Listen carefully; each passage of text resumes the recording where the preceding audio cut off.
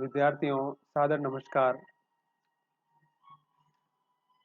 हम लोग आपके पाठ्यक्रम के साथ-साथ बीच-बीच में कुछ पुस्तकों की चर्चा भी कर रहे हैं और मेरी कोशिश ये रहेगी कि हम किसी किताब की समीक्षा कैसे की जाए, किसी किताब को कैसे समझा जाए, इसकी भी आपकी समझ डेवलप करूँ।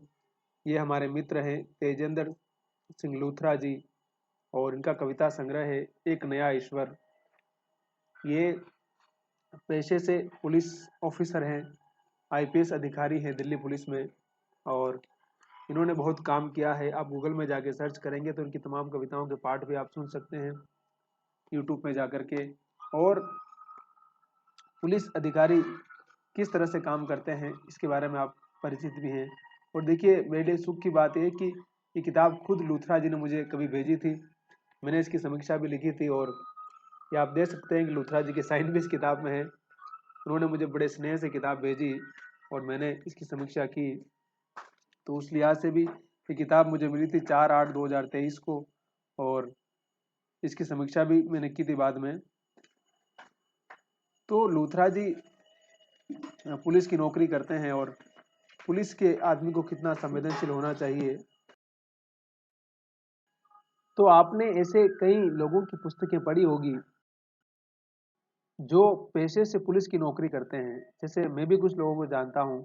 हमारे राजस्थान के हरिराम मीणा जी हैं, वो भी पुलिस में आईपीएस अधिकारी थे, अब तो रिटायर्ड हो चुके हैं वो। लेकिन उनके उनके तमाम उपन्यास हैं, कविताएं भी लिखते हैं, पत्रकारिता पर भी लिखते हैं और शुरू से ही उन्होंने आदिवासी जीवन पर लिखा है और वो खुद आदिवासी समाज से बिलोंग करते हैं। तो जाहिर सी बात है उनके अनुभव उस तरह के हैं। फिर हमारे वर्धा विश्वविद्यालय के कुलपति थे विभूति नारायण राय, जिनको वीएन राय कहा जाता है। वो खुद पुलिस में, उत्तर प्रदेश पुलिस में डीआईजी थे, लेकिन वहाँ से बाद में विश्वविद्यालय महात्मा गांधी अंतर्राष्ट्रीय हिंदी विश्वविद्यालय वर्धा में स्थित है, जो भारत सरकार का है, वहाँ के कुलपति बने थे। और किस तरह से उन्होंने तमाम उपन्यास लिखे हैं, प्रेम का भूत, और उनकी कहानियां भी लिखी है उन्होंने। और पुलिस ऑफिसर रहते हुए उन्होंने रिसर्च भी किया था, जिसमें हैदराबाद में पुलिस एकेडमी जो रिसर्च करवाती है अधिकारियों को, तो उन्होंने उस पर भी काम किया। और उन्होंने बताया कि मतलब आप जब पुलिस की नौकरी में होते हैं तो आमतौर पर पुलिस की छवि आप जानते हैं किस प्रकार की है, तो उसको कितना सेंसिटिव होना चाहिए, समाज की वास्तविकताओं से उसका कितना रिश्ता होना चाहिए। तो लूथरा जी खुद पुलिस अधिकारी हैं और इससे कई लोग हैं। अब उनका मैं बहुत सारे लोगों का नाम तो मैं नहीं ले पाऊंगा और मुझे इस की जानकारी नहीं है, लेकिन इंग्लिश में भी ऐसे कई लोग हैं जो इंग्लिश में लिखते हैं। जैसे हरिओम जी, वो कलेक्टर हैं, तो वो भी गज़लें लिखते हैं। ऐसे बहुत सारे लोग हैं। अशोक वाजपेयी, जो खुद आपको मालूम है कि आईएएस अधिकारी थे लेकिन बड़े कवि हैं। ऐसे कई सारे नाम हैं जो सरकारी नौकरी में बड़ी पोजीशन में रह करके किस प्रकार से एज ए साहित्यकार के रूप में, एज ए कलाकार के रूप में, एक आर्टिस्ट के रूप में अपना काम करते रहे हैं। लूथरा जी का व्यक्तित्व बड़ा लिबरल रहा है और इन्होंने अपनी पुलिस की सेवाएं देते हुए बहुत सारे इस प्रकार के काम किए कि जो सही सही में बहुत उल्लेखनीय भी रहे हैं। गुलजार साहब ने इस किताब की भूमिका लिखी है। गुलजार साहब से आप परिचित नहीं हैं, बड़े गीतकार, लेखक, रचनाकार हैं और तमाम बड़े महत्वपूर्ण प्रोग्रामों में नजर आते हैं। अभी इस बार उनको ज्ञानपीठ पुरस्कार भी मिला था और भारत सरकार ने तमाम पुरस्कार दिए उन्होंने। वो जावेद साहब की तरह बड़े गीतकार हैं वो, और जावेद साहब के मित्र ही हैं। तो किस प्रकार से एक बड़ा रचनाकार जब होता है तो उसकी क्या भूमिकाएं होती है, और खास तौर से तब जब आप बड़ी पोस्ट पर बैठे होते हैं। मैं सारी भूमिका इसलिए बता रहा हूँ कि आप इन सारी चीजों को भी समझ सके। एक लेखक को समझने के लिए उसके व्यक्तित्व की पड़ताल भी करनी होती है कई बार, कि आप जब बड़ी पोजीशन में होते हैं तब आप कितने उदार हैं, जब आप कुछ भी नहीं है तब अलग बात है। वर्धा में थे तब तमाम लोगों को उन्होंने वहां नौकरियां लगवाई थी। वीएन राय की बात कर रहा हूं मैं। और वो लोग आज एक अच्छी और शानदार जिंदगी जी रहे हैं। उनकी मैं यहाँ वो सब बातें नहीं करना चाहता हूँ। मैं सिर्फ ये बता रहा था कि लूथरा जी की जो कविताएं हैं उन कविताओं पर हम बातचीत करेंगे। मैंने कहा ना, लूथरा जी ने मुझे खुद ये किताब भेजी और उन्होंने बाकायदा नोट्स लिखा है लंबा सारा। अब उनके लिए, इस स्नेह के लिए बहुत बहुत आभार व्यक्त करता हूँ, धन्यवाद ज्ञापित करता हूँ लूथरा जी का। और हम कुछ कविताएं इस किताब में से पढ़ेंगे और समझने का प्रयास करेंगे कि लूथरा जी की कविताएं किस प्रकार की है। कि बेहताशा भागते दौड़ते एक ही दिशा में थक गया हूं मैं, एक हाथ से नोच लूं दम घूंटती काठी, जबान खींचती लगाम और स्वतंत्र कर दूं अपनी पहचान, फिर एक छलांग से पटक दूं धरती पर नकली नियम, फिर खुद सवार हो अपने पर कहूं आओ अब दौड़े अपने अपने दम पर, अपने अपने दम पर। तो गुलजार साहब ने इसकी भूमिका लिखी है और मैं कुछ कुछ कविताएं पढ़ूंगा, अच्छी अच्छी कविताएं लिखी उन्होंने। देखिए, कवि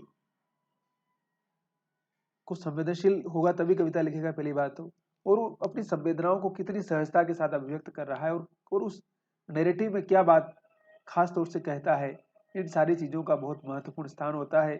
उनकी कविता है अरबी घोड़ा। बेहताशा भागते ढोते एक ही दिशा में। तो लूथरा जी क्या कहते हैं? बेहताशा भागते दौड़ते एक ही दिशा में होकर नतमस्तक, और भी बिना किए प्रश्न थक गया हूं मैं। बहुत हो चुका अब,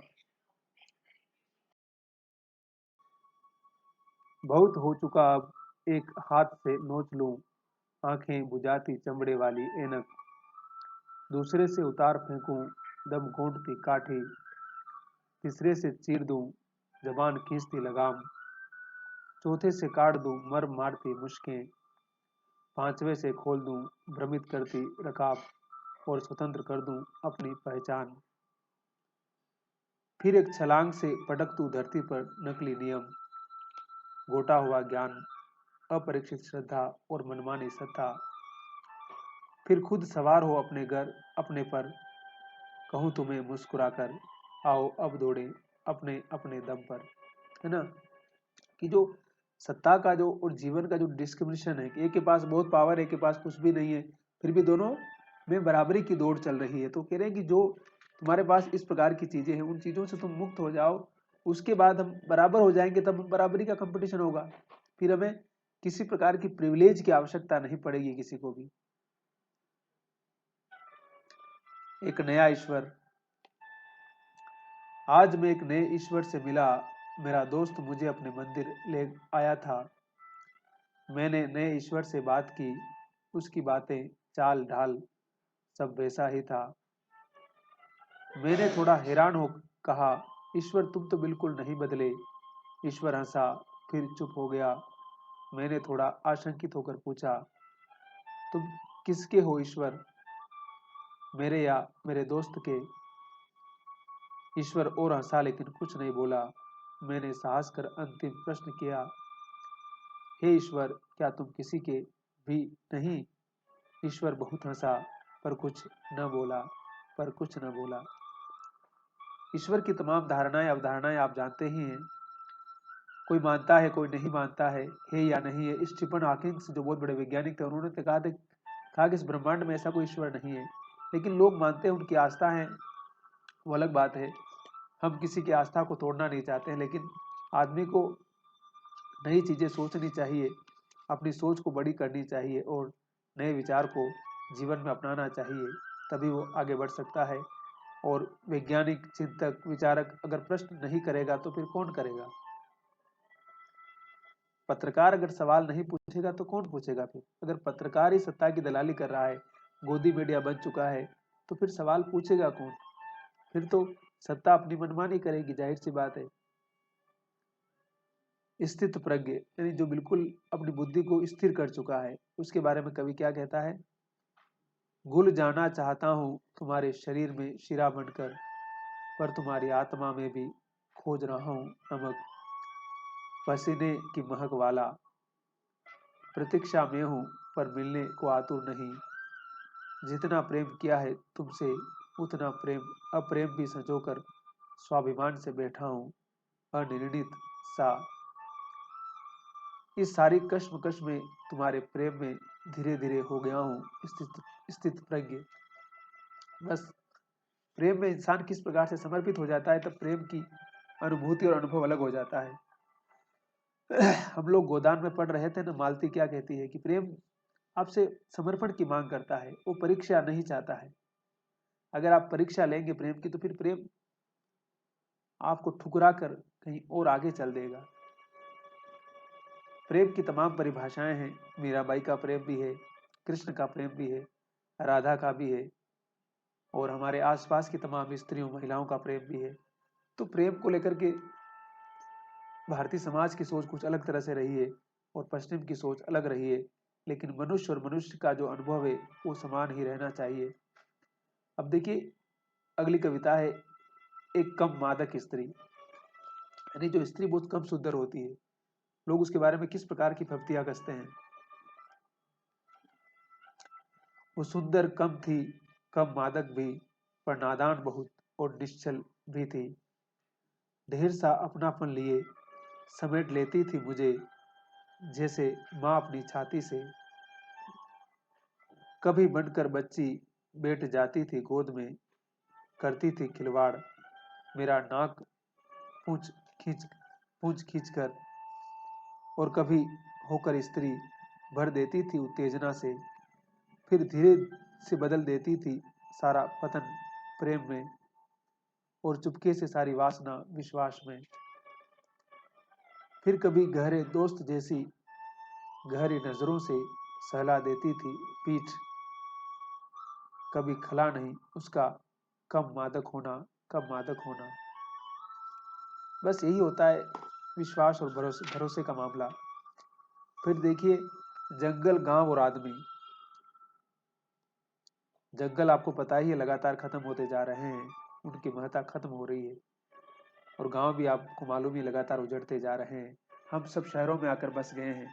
उस स्थिति में कभी उस सारी परिस्थिति के बारे में क्या कहता है, क्या अपना वक्तव्य प्रस्तुत करता है।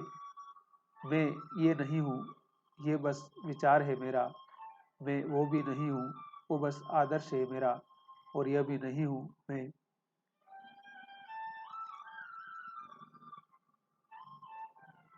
यह तो विचारधारा है मेरी। इन सबको कटघरे में खड़ा कर मुझे पूछने हैं इनसे कई तीखे प्रश्न। क्या तुम हो अजर अमर, या तुम अपने ही बोझ से दब जाओगे एक दिन और छोड़ दोगे मुझे शरणार्थी बनाकर। तुम कितना और कब तक ढोना तुम्हें कितना और कब तक ढोना जरूरी है। तुम्हारी रोशनी क्या दिखा पाएगी राक्षस, और पार करा पाएगी अंध गुफा। तुम बना सकोगे कोई फूल उफनते दरिया पे। क्या तुम अब भी निकाल पाओगे मुझे घनघोर जंगल से, और हाथ पकड़ कर ले जा सकोगे जहाँ बसता है एक छोटा गांव, जहाँ रहते हैं सीधे साधे आदमी।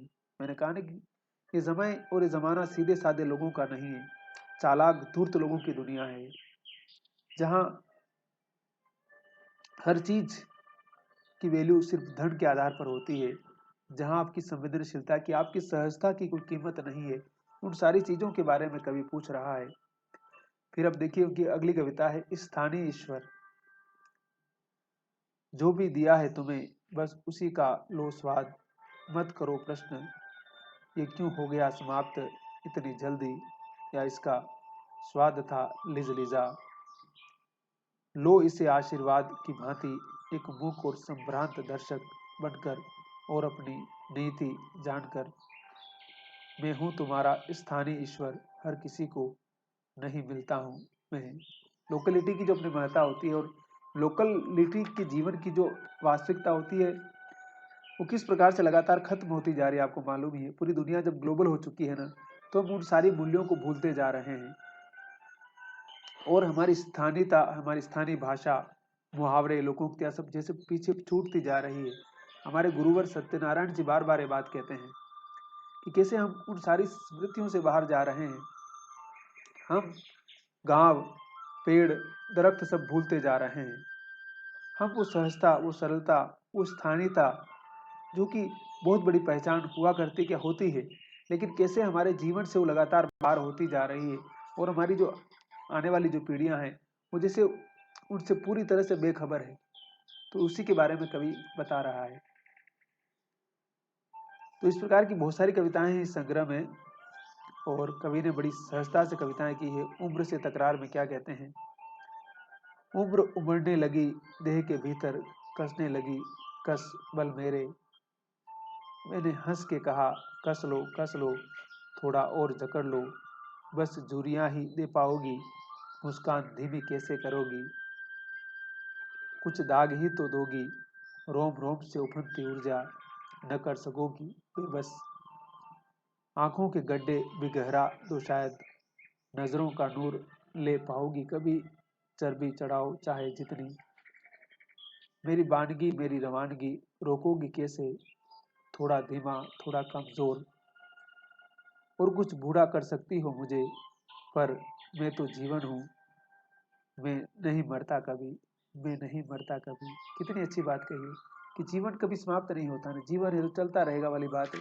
उम्र सिर्फ एक नंबर है, और सच में उम्र नंबर है।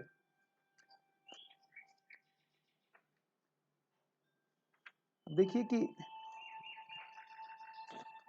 ढाई आखर प्रेम के बारे में क्या कहते हैं, आपको मालूम ही है, कबीर ने कहा ना कि ढाई आखर प्रेम का पढ़े सो पंडित होए, और पोथी पड़ी पड़ी जग मुआ और पंडित भयानक होए।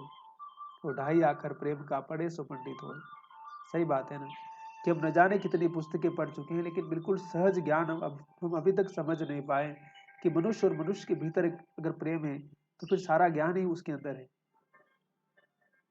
हम अपने पड़ोसी तक से बात नहीं करते और सारी दुनिया की अब बात करते हैं ज्ञान की, मानवता की और मानव कल्याण की, तो कैसे हो पाएगा सब कुछ है। प्रेम के मेरे शब्द कुछ और, तुमने बुना बिंब कुछ और, पर कहीं जुड़े थे बड़ी महीनता से हमारे अपने अपने ढाई आखर।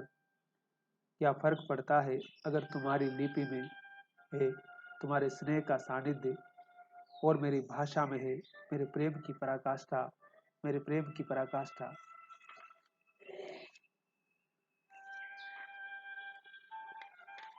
देखिए फिर क्या बोलते, दुख दुख फिर आ गया,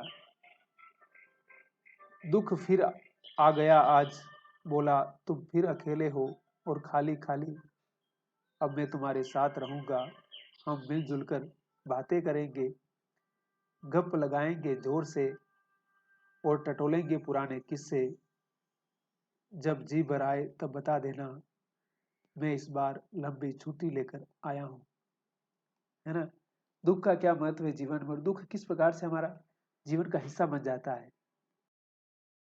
तो लूथरा साहब की जो कविताएं हैं वो कुछ, मैंने कहा नहीं, बहुत ही सिंपल सी कविताएं, बहुत ही सहज भाषा में बात करते हैं वो, कोई विशेष प्रकार की कारीगरी नहीं करते हैं, लेकिन बात बड़ी कहे जाते हैं हमेशा।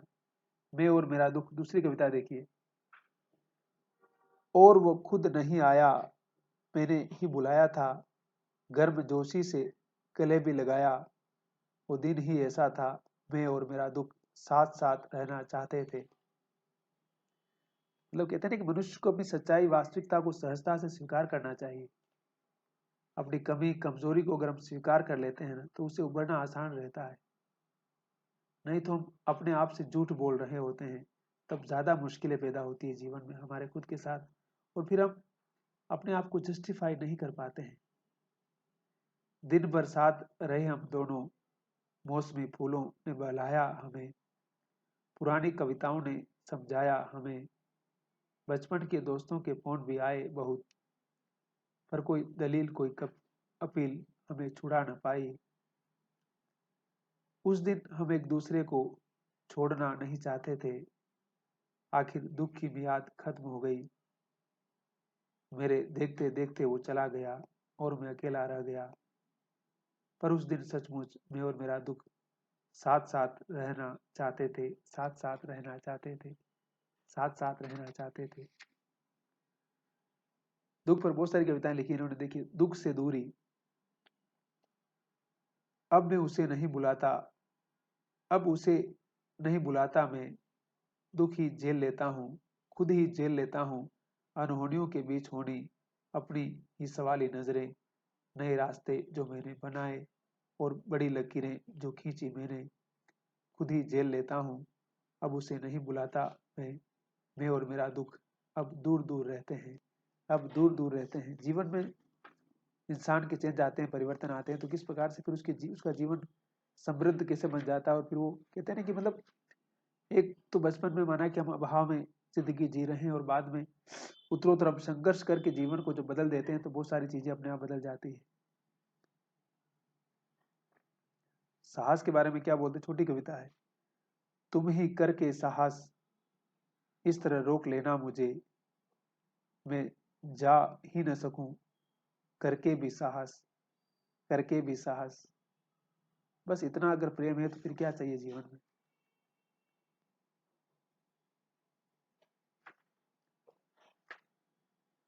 तमाशा देखिए, कुछ कुछ कविताएं पढ़ूंगा, ज्यादा नहीं पढ़ूंगा सारी तो। बहुत शोर के बीच आदेश हुआ और मैं चुप हो गया तो कहलाया अच्छा तमाशाई। शोर में था हठ फिर आदेश हुआ, मैंने चुपचाप आंखें बंद कर ली तो कहलाया सभ्य तमाशा।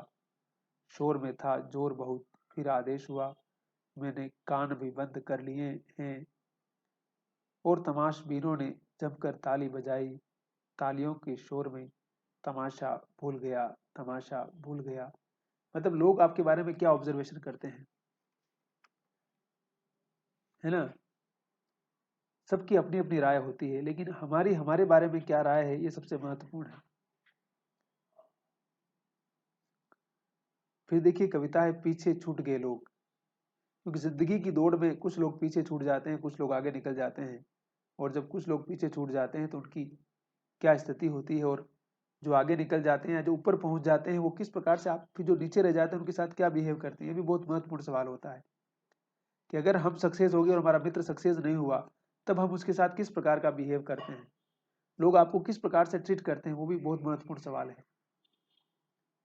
कौन होगा वो आदमी जिसकी आधी रात की आखिरी ट्रेन छूट गई होगी, क्या करता होगा वो किसी बस टेम्पो या टैक्सी के लिए भाग दौड़, पीसीओ ढूंढती आंखें, या मोबाइल का इस्तेमाल किसी होटल धर्मशाला या सराय से भटकता, या प्लेटफॉर्म की लावारिस बेंच की शरण में सो जाता होगा वो। कौन होगा वो आदमी जिसकी आधी रात की आखिरी ट्रेन छूट गई होगी। ट्रेन में चढ़ चुके लोग बस घर आने का इंतजार कर रहे हैं। बस ऐसी ही जिंदगी भी ऐसी है कि कुछ लोग तो ट्रेन पकड़ के निकल चुके हैं और अपने घर पहुंच गए हैं सफल होकर के, और कुछ लोग हैं कि अभी भी रास्ता ढूंढ रहे हैं, अभी भी सफलता ढूंढ रहे हैं। क्यों कहा ना कि किसी को तो मंजिल घर से निकलते ही मिल गई, और कोई है कि अभी भी रास्ते में वाली बात है। तो जिसकी आखिरी ट्रेन भी छूट गई, उसकी क्या स्थिति है, उसकी क्या दुर्दशा हो सकती है। तो हमारे समय की तमाम विडंबनाएं, हमारे समय के तमाम दुख, हमारे समय के तमाम अंतर्विरोध लूथरा जी की कविताएं बड़ी सरलता से अभिव्यक्त करती है। फिर उनकी कविता है अधूरा आदमी। घेर नहीं पाओगे मुझे नाजायज प्रश्नों से, एक कण भी ना उड़ा पाओगे मेरे अस्तित्व का उपहास से। तुम्हारी अवहेलना रोंद न पाएगी मेरी ऊर्जा, मैं तुम्हें न दूंगा अधिकार अपने मूल्यांकन का। मैं समग्र न ही सही लेकिन काफी हूं अपने लिए, अभी शेष है साहस बड़े सपनों का, संकल्प जूझने का। जो मैं बता रहा था अभी ना कि अगर आप सफल नहीं हुए तो लोग आपके साथ कैसा व्यवहार करते हैं, वही बात बता रहे हैं कि जब आप असफल हैं तब दुनिया आपके लिए एक अलग पैरामीटर लेके आएगी। अगर आप सफल हैं तब आपको देखने समझने का दुनिया का नजरिया अलग होगा। और सफलता की सबकी अपनी अपनी परिभाषाएं हैं। किसी के पास बहुत पैसा हो चुका है, कोई बड़े पद पर चला गया है, कोई बड़ा अधिकारी बनकर बहुत सारी ढेर सारी रिश्वत ले रहा है और बड़े बड़े प्लॉट ले रहा है, जमीनें खरीद रहा है, बड़ी महंगी महंगी गाड़ियां खरीद रहा है। और आज की सभ्यता तो आपको पता है धन के पीछे भागने वाली सभ्यता है। मानवीय मूल्यों और संवेदनशीलता से किसी का कोई वास्ता नहीं है। वो कहते हैं ना, हमारे कहावत है कि घी में दूध सब डालते हैं, पानी में पानी कौन डालेगा। कि अगर आपकी जेब भरी है तो हर कोई आपको दे देगा, लेकिन आपके पास कुछ नहीं है तो कोई देने वाला नहीं है। और इस समय और समाज के जो वास्तविक सच है उसको बड़ी ही सरल भाषा में बड़ी सहजता के साथ लूथरा जी अभिव्यक्त करते हैं। एक खुशबू अनकही उनकी कविता है। एक खुशबू अनकही, एक ढीला ढीला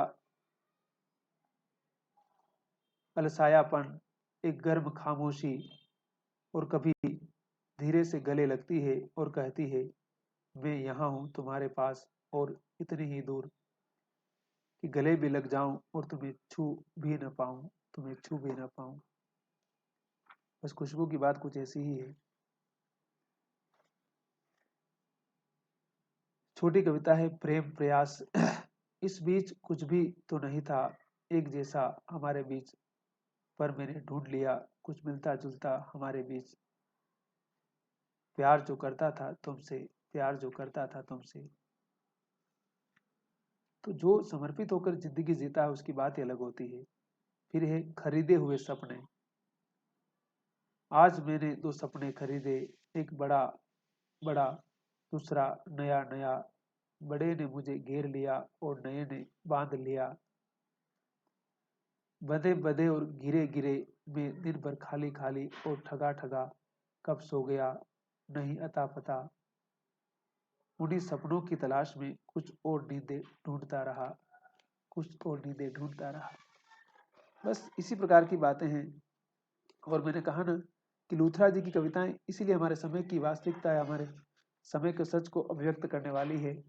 फिर उनकी अंतिम कविता पढ़ूंगा मैं, संघर्ष। कितना भी हो भव्य उत्सव, बस एक पल जीना सुख। कैसी भी हो त्रासदी, बस एक पल जीना दुख।